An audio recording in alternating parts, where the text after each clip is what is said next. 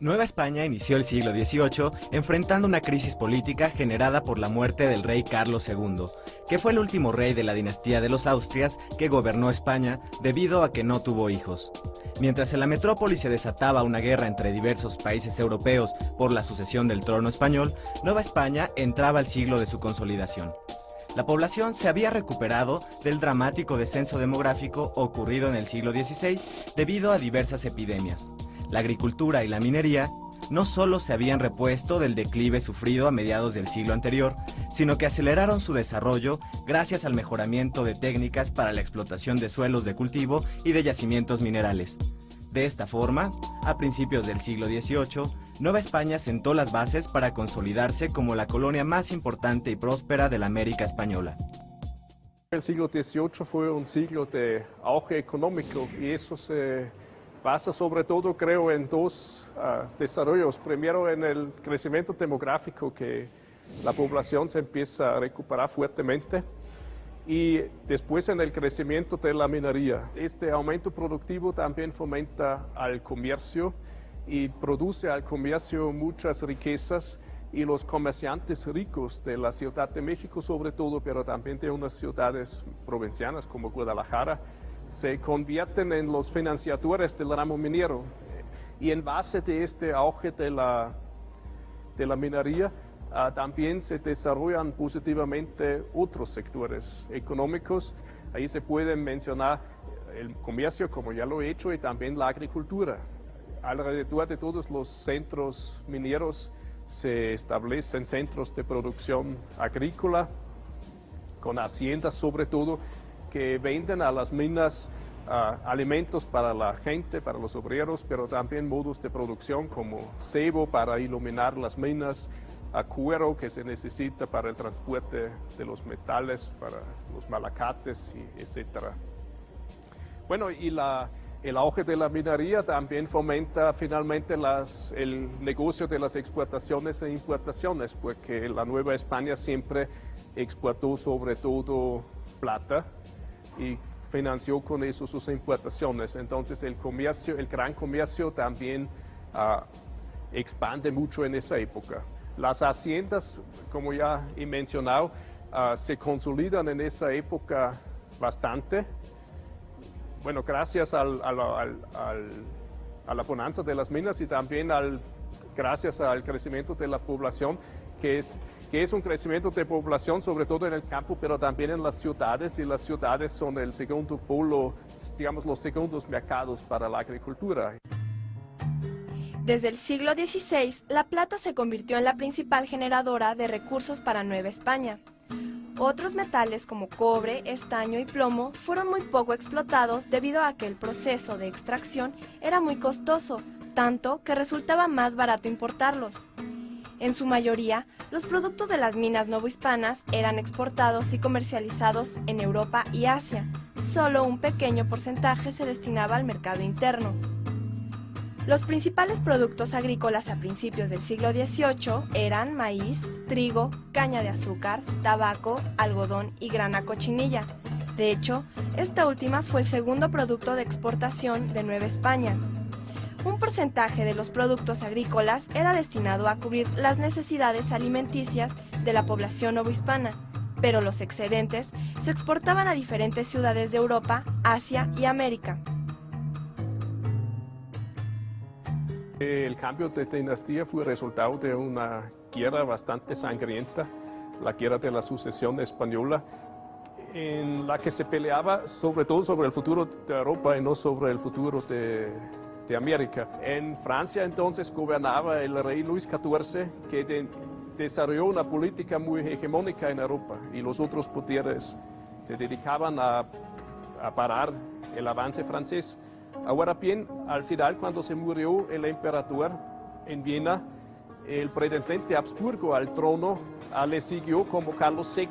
Entonces Inglaterra y Holanda cambiaron de posición en este conflicto, porque ahora temían que la corona imperial se reuniera con la corona española, y finalmente se hizo una paz con Francia, en que se concedió la corona española a Felipe V, el primer rey de la dinastía borbónica, pero a condición que nunca se reuniera esta corona con la corona francesa.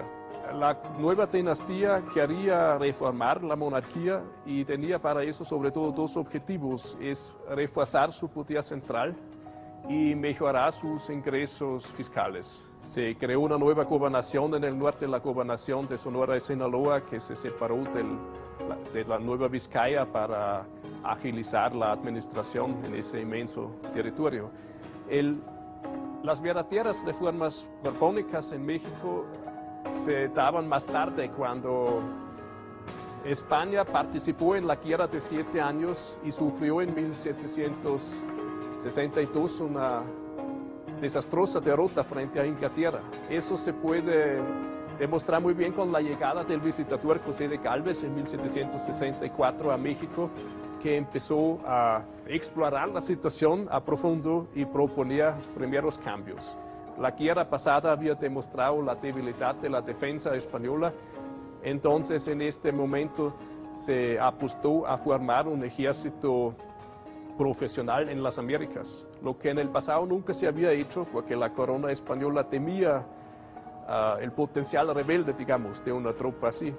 Y se introdujo una reforma radical del sistema administrativo y se sustituyeron los viejos corregidores, bueno, en parte al menos, corregidores y alcaldes mayores por el sistema de intendentes, porque José de Gálvez había diagnosticado que la administración novohispana era bastante corrupta. Entonces se pensaba con un nuevo sistema administrativo que dependía más directamente del rey y no tanto del virrey se podría remediar esta situación. Desde los inicios del virreinato, la población novohispana estaba rígidamente estratificada. Esa situación se mantuvo a lo largo del siglo XVIII. Las divisiones sociales se establecieron de conformidad con la idea de los españoles sobre lo que consideraban inferioridad étnica. Por supuesto, creían que por ser peninsulares eran superiores. Para ellos, era importante la pureza de sangre. De allí que entre más mezclas tuviera un individuo, más bajo era el peldaño que ocupaba en la pirámide social. Pertenecer a un estrato o a otro determinaba el tipo de actividades que cada grupo tenía permitido realizar, las cosas que podía poseer, la cantidad de impuestos a pagar y la existencia o carencia de privilegios. Lo que se puede decir es que la sociedad novohispana fue, en primer lugar, extremadamente heterogénea. Fue una sociedad multicultural, en fin. Se quería dividir la sociedad en la República de los Indios, en la República de los Españoles, y a los negros africanos también se les tenía en su lugar. En la práctica eso no funcionó bien, porque esas categorías siempre quedaron bastante permeables y además había el crecimiento de la población mestiza o de las castas. Además había fuertes diferencias sociales, obviamente, y se puede decir que la población campesina, sobre todo, y eso es la población aplastante de la población novohispana, fueron todavía los indígenas.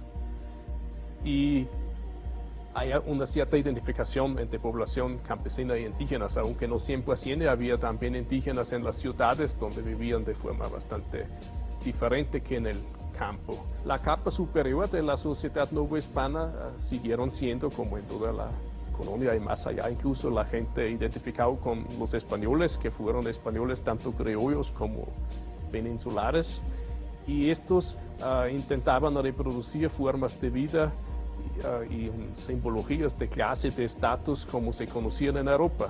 Y eso se notaba, por ejemplo, en la tendencia que la gente adinerada empezó a invertir fuertemente en tierras, porque la propiedad de tierra caracterizaba a la nobleza y la gente rica en Europa, y además compraban títulos nobiliarios. A principios del siglo XVIII comenzó a gestarse lo que posteriormente fue conocido como criollismo. Los criollos fueron un grupo dominante cuyos miembros, además de tener poder económico, desempeñaron diversos cargos administrativos, burocráticos y eclesiásticos dentro de las corporaciones novohispanas. Este sector estaba conformado por los hijos de los españoles peninsulares nacidos en América.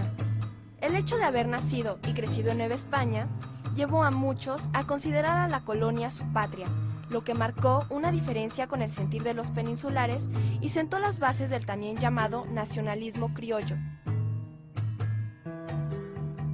El criollismo es una cosa que empieza prácticamente con la conquista, porque ya a partir de este momento hay un cierto conflicto entre los españoles que han llegado a América y se consideran los que han conquistado, según ellos, con justa razón, las riquezas y el potencial de esta tierra, y tienen sus intereses, y hay un conflicto con los intereses de los españoles en España y la corona, que quiere reservar una considerable parte de ese potencial económico, sobre todo para sí.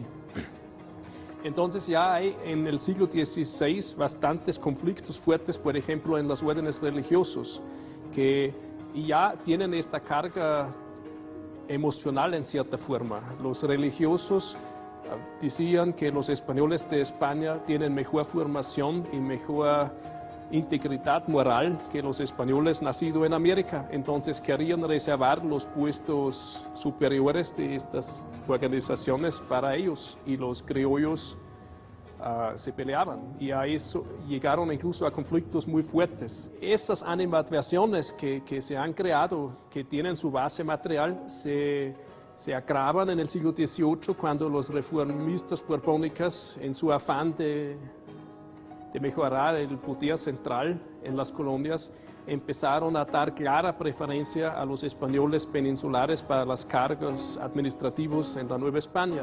Digamos, la animadversión más emocional que había allí se carga cada vez más con intereses bastante concretos, y los criollos se sienten excluidos de posibilidades de ascenso social que según ellos les corresponden, porque ellos son los habitantes del país.